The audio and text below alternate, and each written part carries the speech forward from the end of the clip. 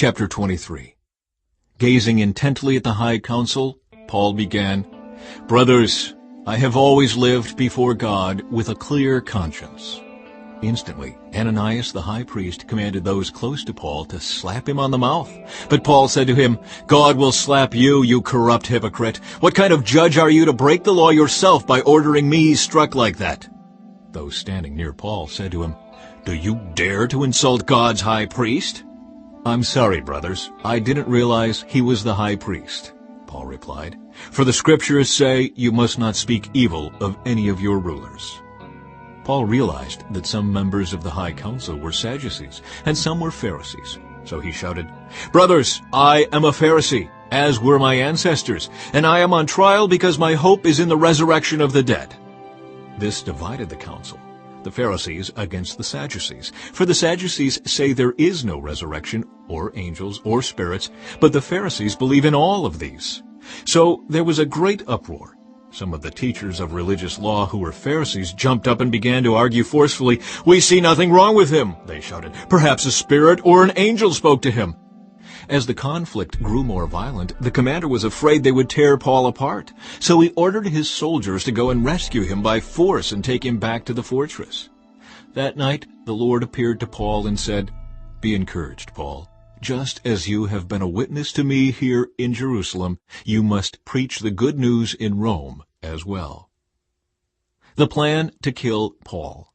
The next morning a group of Jews got together and bound themselves with an oath not to eat or drink until they had killed Paul. There were more than 40 of them in the conspiracy.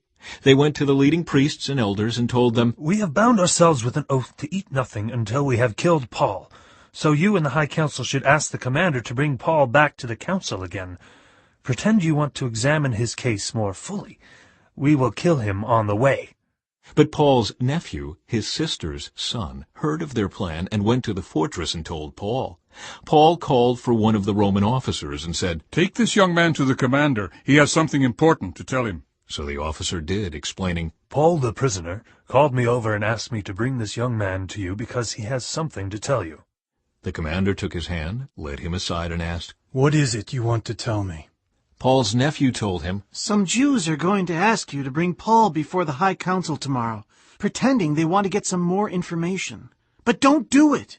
There are more than 40 men hiding along the way ready to ambush him. They have vowed not to eat or drink anything until they have killed him. They are ready now, just waiting for your consent." "Don't let anyone know you told me this," the commander warned the young man. Paul is sent to Caesarea. Then the commander called 2 of his officers and ordered, "Get 200 soldiers ready to leave for Caesarea at 9 o'clock tonight. Also, take 200 spearmen and 70 mounted troops. Provide horses for Paul to ride and get him safely to Governor Felix." Then he wrote this letter to the governor. "From Claudius Lysias to His Excellency Governor Felix, greetings. This man was seized by some Jews, and they were about to kill him when I arrived with the troops. When I learned that he was a Roman citizen, I removed him to safety. Then I took him to their high council to try to learn the basis of the accusations against him. I soon discovered the charge was something regarding their religious law, certainly nothing worthy of imprisonment or death. But when I was informed of a plot to kill him, I immediately sent him on to you. I have told his accusers to bring their charges before you." So that night, as ordered, the soldiers took Paul as far as Antipatris. They returned to the fortress the next morning, while the mounted troops took him on to Caesarea. When they arrived in Caesarea, they presented Paul and the letter to Governor Felix. He read it and then asked Paul what province he was from. "Cilicia," Paul answered. "I will hear your case myself when your accusers arrive," the governor told him.